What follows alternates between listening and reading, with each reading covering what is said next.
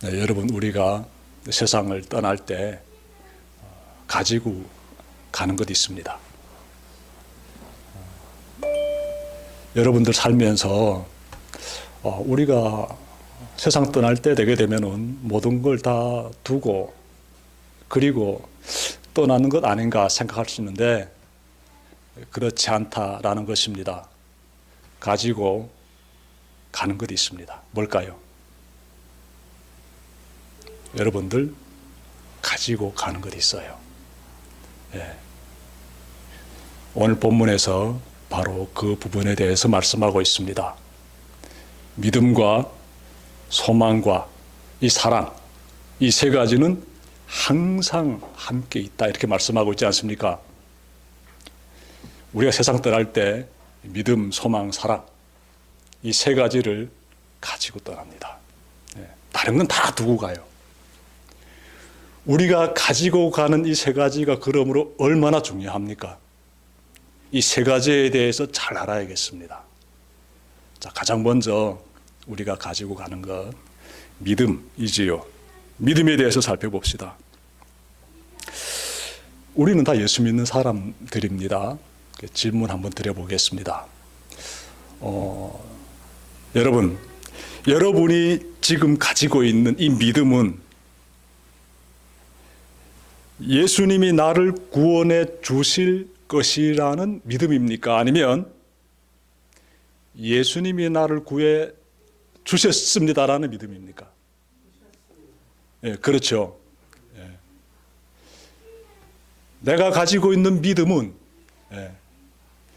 예수님이 앞으로 나를 구원해 주실 것입니다라는 믿음이 아니라고요. 완료형입니다. 예수님이 나를 구원해 주셨습니다라는 이 믿음을 가지고 있어요. 이미 나는 구원받았습니다라는 믿음을 우리가 가지고 있습니다. 그런데 좀 더 살펴보게 되면은 아직 우리는 완전한 구원에 이르지 못했습니다. 예수님 믿음으로써 내가 구원받았는데 그렇지만 성경을 다시 한번 자세히 보게 되면은 완전한 구원에는 이르지 못했다라는 것을 우리가 발견하게 돼요. 그래서 아직 완전한 구원에는 이르지 못했다라고 우리가 표현하죠. 무슨 말씀인가 하면 예수님께서 이렇게 가르쳐 주시는 그 귀한 말씀 가운데 누가복음 21장 27절부터 28절 보게 되면은 그때의 사람들이 인자가 구름을 타고 능력과 큰 영광으로 오는 것을 보리라. 이런 일이 되기를 시작하거든 일어나 머리를 들라 너희의 속량이 가까웠느니라 이렇게 말씀하고 있어요. 우리의 구원이 가까워졌다라고 예수님께서 지금 말씀해 주고 있습니다. 어느 때 주님이 다시 이 세상에 오시게 될 때 그때 우리의 구원이 완전히 이루어진다라는 것을 깨달을 수 있지요. 마태복음 24장 13절에서는 예수님께서 끝까지 견디는 자는 구원을 얻는다 이렇게 말씀하셨어요. 그래서 우리가 지금 구원받은 것은 확실한 사실인데 완전한 구원은 주님이 다시 이 세상에 오실 때 그때 이루어지게 되면 우리는 그때까지 끝까지 믿음을 지켜야 된다는 것이에요. 그렇게 할 수 있죠, 여러분들? 우리 그렇게 걸어갑시다. 끝까지 믿음을 지키는 그런 삶을 걸어가야 돼요. 여러분, 믿음이 가지고 있는 이미와 그리고 아직이라는 이러한 긴장되는 부분에 대해서 먼저 우리가 살펴봤는데요. 이어서 믿음의 순도에 대해서 좀 살펴봅시다. 순도. 믿음에서 중요한 것은요, 순도입니다. 믿음의 순도는 굉장히 중요합니다.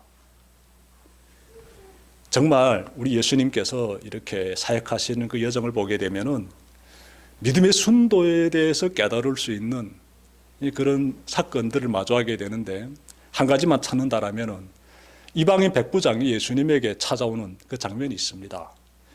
그 이방인 백부장이 예수님에게 와가지고 우리 집에 있는 하인이 중풍병에 걸렸으니 고쳐달라고 부탁합니다. 예수님께서 그 청을 들어주시고요. 그래서 백부장의 집으로 가려고 하시는데 백부장이 이렇게 말하지요. 주여, 내 집에 오심을 나는 감당하지 못하겠사오니 다만 말씀으로만 하옵소서. 그러면 내 하인이 낫겠습니다. 말씀만 하십시오 라고 백부장이 말했어요. 그러자 예수님이요, 이 사람의 믿음을 굉장히 칭찬하십니다. 그러면서 가라, 내 믿음대로 될 것이다, 예수님께서 말씀하셨고요. 그때 그 사람의 하인이 중풍병에서 고침을 받았다라는 사실, 우리가 마태복음 8장에서 찾아보게 됩니다. 백부장은 유대인이 아니지요. 이방 사람입니다. 근데 그런 사람이 예수님으로부터 유대인보다 더 나은 믿음을 가지고 있다라고 완전히 극찬을 받았습니다. 백부장이 칭찬받은 이유는 분명합니다. 그가 예수님에 대한 올바른 믿음을 가졌다는 것이에요. 백부장이 보여준 그 믿음, 그것이 바로 그가 지니고 있는 믿음의 순도이며, 그 믿음의 순도를 예수님께서 칭찬하신 것이에요. 믿음의 순도가 얼마나 중요합니까? 칭찬받는 믿음을 가져야죠. 이렇게 백부장처럼 말입니다. 우리도 이러한 믿음의 그 순도 높은 그런 사람이 되기 위해서는 어떻게 하면 될까요? 나의 믿음의 순도를 높이기 위해서는 어떻게 하면 될까요? 저 백부장처럼 예수님에 대해서 알아야 되겠지요. 예.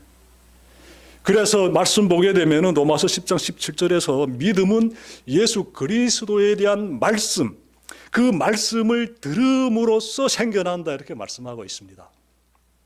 말씀을 들어야 된다, 그것이지요. 예수 그리스도의 말씀을 들으면 들을수록 우리의 믿음은 공고해지게 되고, 믿음 가운데서 삶을 이어갈 수 있다는 것이죠. 믿음의 순도를 높일 수 있다라는 것입니다. 잘 기억합시다. 하나님 말씀을 가까이 하고 그리고 말씀대로 살아가는 그 가운데서 우리의 믿음의 순도는 굉장히 높아지게 된다. 이거 불변의 법칙이에요. 그러한 믿음의 순도를 정말 마음 가운데 간직하고 걸어갈 수 있는 여러분들 다 되시기를 바랍니다. 네. 자, 믿음이 이처럼 중요한데, 그래서 그 믿음 가운데서 주님의 그 정말 귀한 쓰임 받을 수 있는 그런 우리가 되어야 되는데, 두 번째로 찾아봐야 되는 것은 소망이에요. 소망. 소망에 대해서 우리가 좀 생각해 볼 때 믿음과 소망은 굉장히 정말 뗄래야 뗄 수가 없습니다. 밀착 관계가 딱 되어 있어요. 믿음 가진 사람은, 여기서 말씀드리는 믿음은 하나님에 대한 믿음이죠. 예수 그리스도에 대한 믿음이지요. 그 믿음을 가진 사람은 반드시 소망을 지니게 됩니다. 그 마음 가운데 소망을 딱 품게 돼요. 믿는 사람은 소망을 가지고 있다. 왜 그럴까요? 여러분, 우리가 품은 소망은 어떤 소망일까요? 예수 믿는 사람이 가지고 있는 소망은 장차 이제 우리가 주님 다시 오실 때 저 영원한 나라, 하나님 나라도 천국에 들어가게 됩니다라는 그 소망이지요. 근데 그 소망은 먼 훗날에 이루어지게 될 소망이지요. 그런데 예수 믿는 사람들이 품고 있는 소망은 먼 미래에 이루어질 것이라는 소망도 가지고 있지만, 지금 이제 하나님께서 나에게 찾아와 주신다는 그 소망도 있어요. 지금 이제, 지금 이 순간에 하나님께서 나에게 찾아와 주실 수 있다는 그 소망도 같이 가지고 있어요. 그래서 이 믿음을 가진 사람들은 늘 소망 가운데서 살아요. 늘 소망 가운데서 소망을 계속 붙잡고 가는 거예요. 여러분, 예수님께서 마태복음 5장 3절부터 10절에서 소망과 관련돼서 너무너무 중요한 말씀하셨어요. 들어보십시오.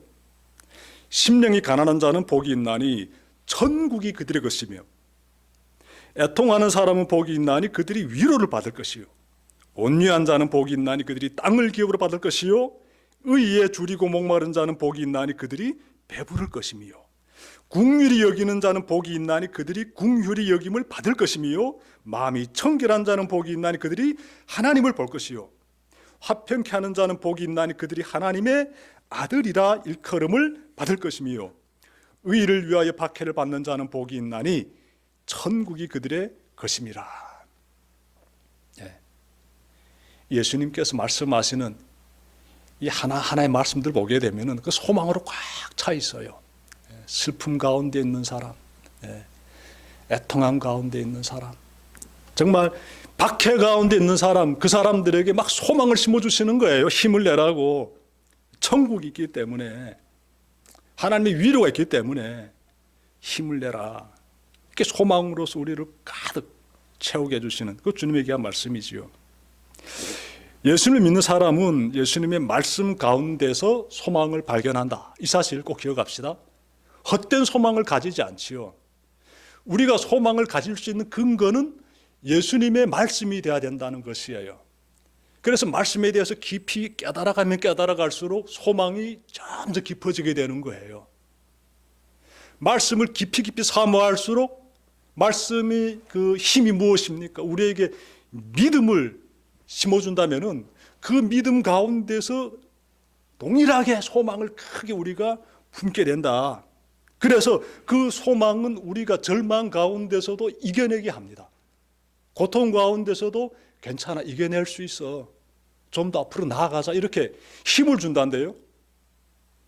빌립보 감옥에 갇힌 바울과 실라를 봅시다. 우리 이 두 사람이 귀신 들린 아이를 고쳐줬어요. 그것 때문에 고발당해가지고 법정에 서게 되고 많은 매를 맞고 깊은 감옥에 갇혔습니다. 발에는 차코가 차여지고.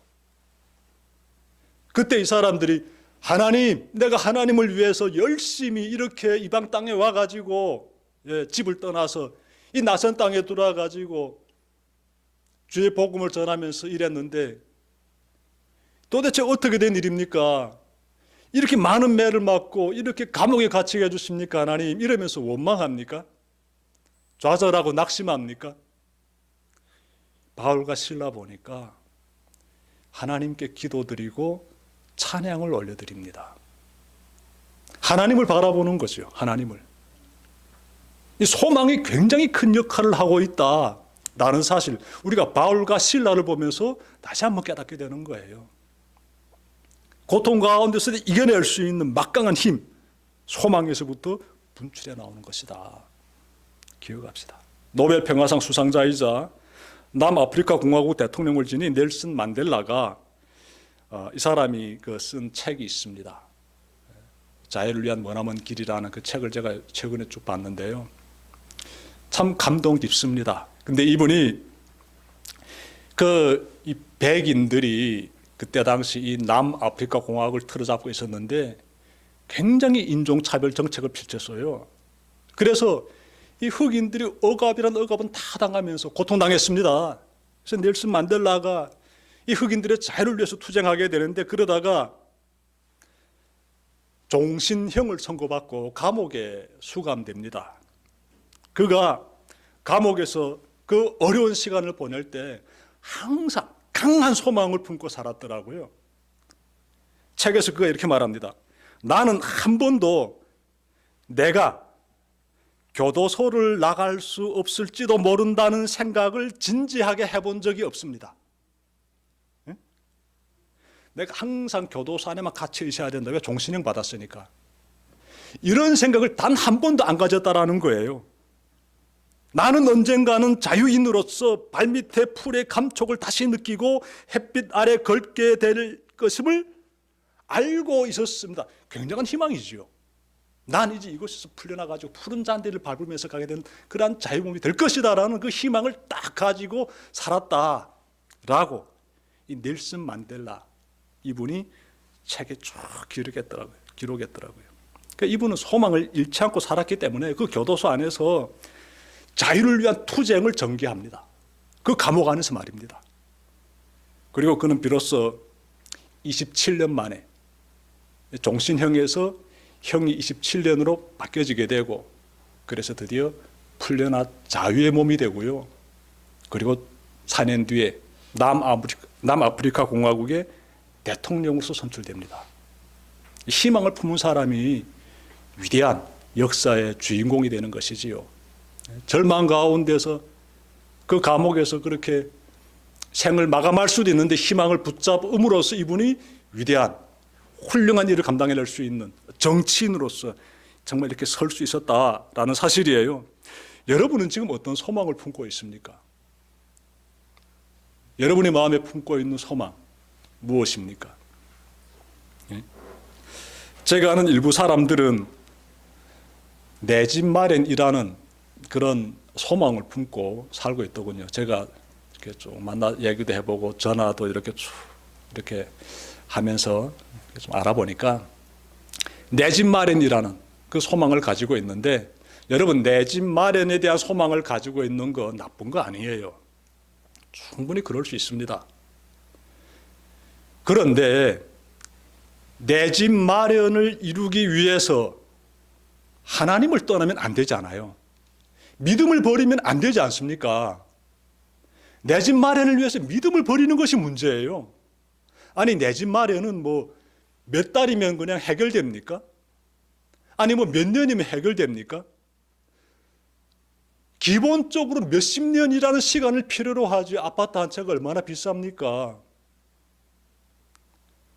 소중한 인생이에요. 우리에게 지금 주어진 인생은 너무나 소중한 인생인데, 그 소중한 인생을 내 집 마련에 희망을 두고 하나님을 떠나가지고 쏟아붓고 있는 안타까운 인생들 보면서 정말 답답해집니다. 하나님에 대해서 얘기하고 하나님께 소망을 둬야 된다고 얘기해도 들은 척도 안 하지요.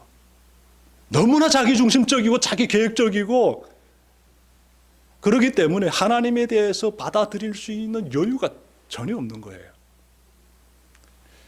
이런 소망을 가지고 살면 안 된다라는 것이지요. 자기 계획에 빠지게 되면 안 되는 것이에요. 하나님께 소망을 두고 하나님의 뜻을 따라서 그렇게 우리는 살아가야 됩니다. 우리 소망이 무엇이다? 하나님을 바라보면서 하나님의 뜻에 내 소망을 두고 하나님과 동행하는 것에 대해서 나의 삶의 소망을 두고 그렇게 걸어가야 된다, 이것입니다. 그렇게 사는 가운데서 하나님께서 복을 내려주시게 되고 하나님께서 집도 마련해 주시는 거예요. 시편 146편 5절에서 이렇게 말씀하고 있습니다. 야곱의 하나님을 자기의 도움으로 삼으며 여호와 자기 하나님에게 자기의 소망을 두는 자는 복이 있도다. 복이 있도다. 하나님의 복이 임하는 거예요. 하나님께 소망을 둬야지. 하나님과 함께하면서 내 삶 가운데 하나님께서 채워주신 그 많은 복을 누리게 됐다는데, 우리 대성교회가 있지 않습니까? 굉장히 하나님의 복을 받으면서 걸어가고 있어요. 대성교회가 정말 광야에서 하나님께서 이스라엘 민족에게 정말 그 만나를 내려주시면서 정말 살리지 않았습니까? 저는 대성교회가 걸어가는 여정 가운데 하늘에서 부어주시는 그 만나를 계속 경험하고 있어요. 하나님이 그렇게 채워주시지 않으면 우리는 정말 힘들었을 거예요. 우리가 한 게 뭐 하나 있습니까? 오직 하나님만 바라보면서 정말 최선을 다해서 걸어가고자 했던 그 우리의 신앙의 의지, 우리 몸의 표현밖에 없지 않습니까? 근데 하나님께서 그거면 족하다는 거죠. 채워주십니다. 얼마나 감사한지 모르겠습니다. 하나님께 소망을 두십시오. 하나님께 소망을 두십시오. 천국에 들어갈 때 믿음과 소망을 탁 지니고 들어가야죠. 자, 끝으로 사랑에 대해서 살펴봅시다. 여러분, 우리가 먼저 하나님을 사랑했습니까? 하나님이 먼저 우리를 사랑했습니까? 그렇죠. 하나님이 우리를 먼저 사랑하셨지요. 그분이 우리를 사랑해 주셨는데 그분이 우리를 어떻게 사랑해 주셨지요? 그냥 있는 모습 그대로 사랑해 주셨잖아요. 굉장히 한심한 모습이지요. 우리 모습은 정말 우리가 예수님 믿고 나서 자기 성찰을 하게 되지요. 이 말씀의 거울 앞에 서게 되면은 내 모든 내적인 부분들이, 부끄러운 부분들이, 완악했던 부분들이, 가시 같은 부분들이 다 드러나잖아요. 그러면 와, 정말 볼품없는 존재지요. 그 존재, 그 상태를 하나님께서 먼저 사랑해 주셨지요. 굉장히 놀라운 사랑이지요. 그 사랑을 깨닫고 우리가 어떤 삶을 시작했지요? 앞서 말씀드린 믿음의 삶을 시작하게 되는 것이고, 그 사랑을 깨달아 가지고 우리가 무엇을 품었지요? 하나님의 나라라는 그 천국의 소망을 품게 되었지요. 그래서 이 사랑이라는 것은 우리가 품고 있는 믿음과 소망을 어떻게 계속해서 불태울 수 있는 정말 원동력이 된다고요. 힘의 근원이 된다고요. 정말 너무너무 중요하죠. 그래서 사도 바울이 믿음, 소망, 사랑 이 세 가지는 항상 있을 것인데 그 가운데서 으뜸은 사랑이다라고 말한 거예요. 사랑이다. 여러분, 우리가 믿는 하나님은 사랑의 하나님이십니다. 그러면 하나님이 지니고 계시는 그 사랑의 정신이 무엇일까요? 사랑의 정신. 성경을 쫙 보게 되면은 사랑에 대해서 우리가 막 찾아보게 되죠. 하나님의 그 사랑하심에 대해서. 우리가 찾아볼 수 있는 장면 가운데서 가장 우리를 정말 충격 가운데서 얼어붙게 만드는 그 장면이 있지 않습니까? 그 장면 딱 보면서 와, 이것이 하나님의 사랑의 정신이구나 라고 깨닫게 되죠. 우리 인간은 못하는데 하나님은 하시는 게 있습니다.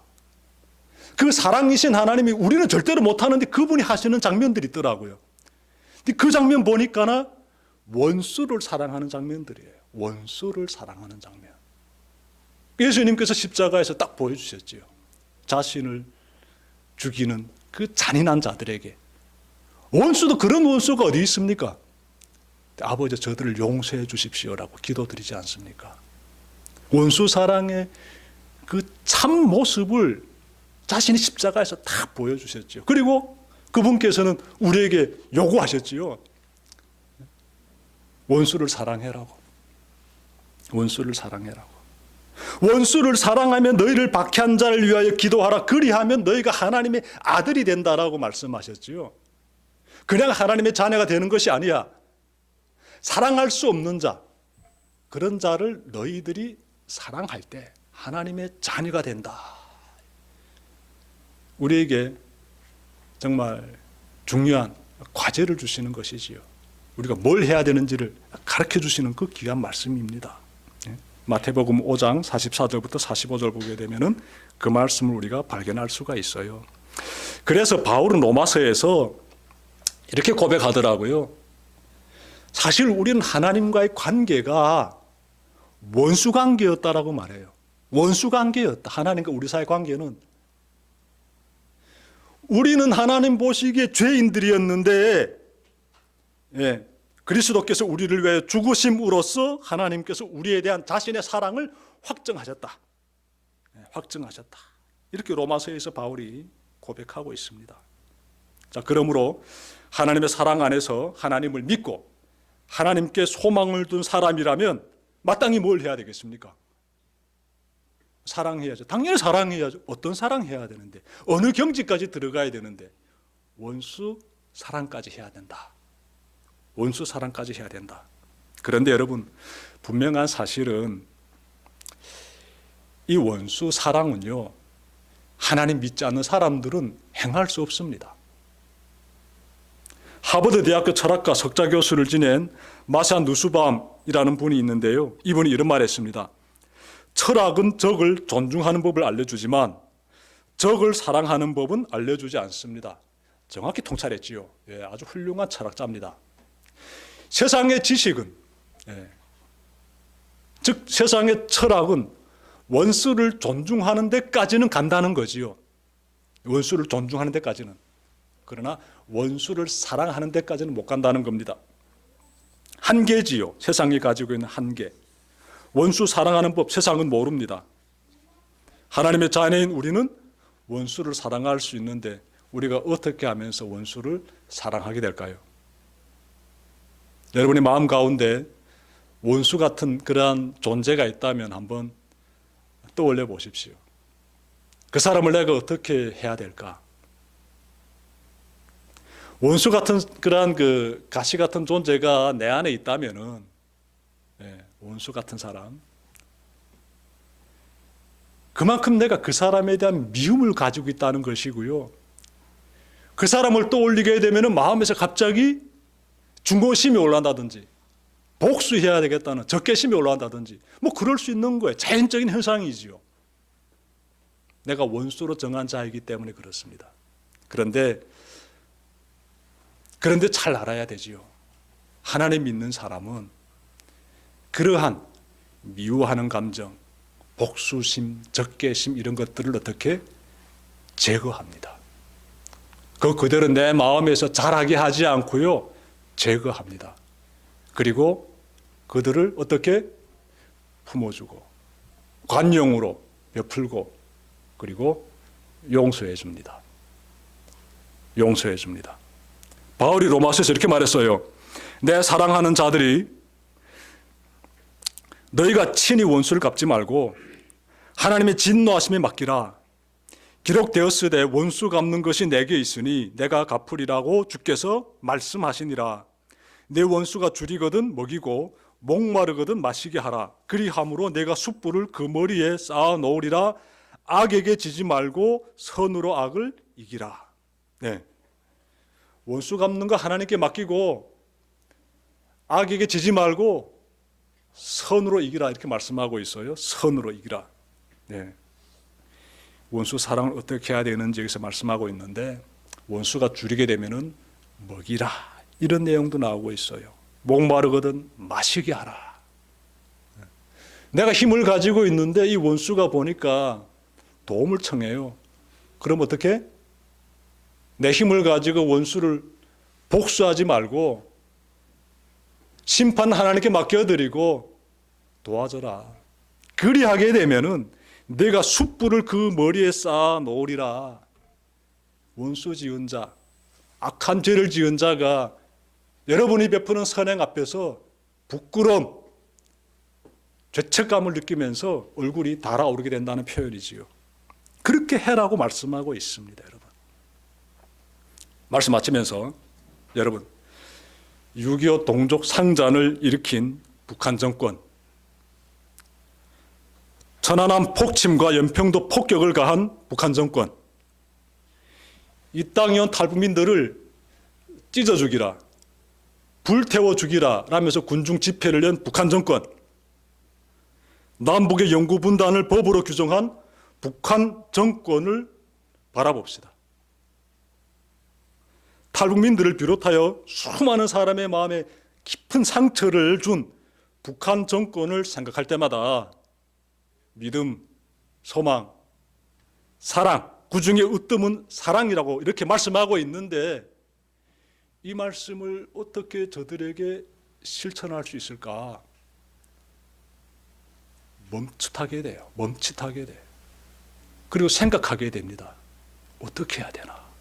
내가 받은 상처는 너무나 큰데 저들이 하고 있는 행위들 너무나도 정말 이 속에서 이렇게 울분이 차오를 정도인데 어떻게 저들을 믿음, 소망, 사랑, 그중에 제일은 사랑이란 이 말씀을 가지고 대해야 될까? 생각을 가지게 돼요. 생각을 가지게 돼요.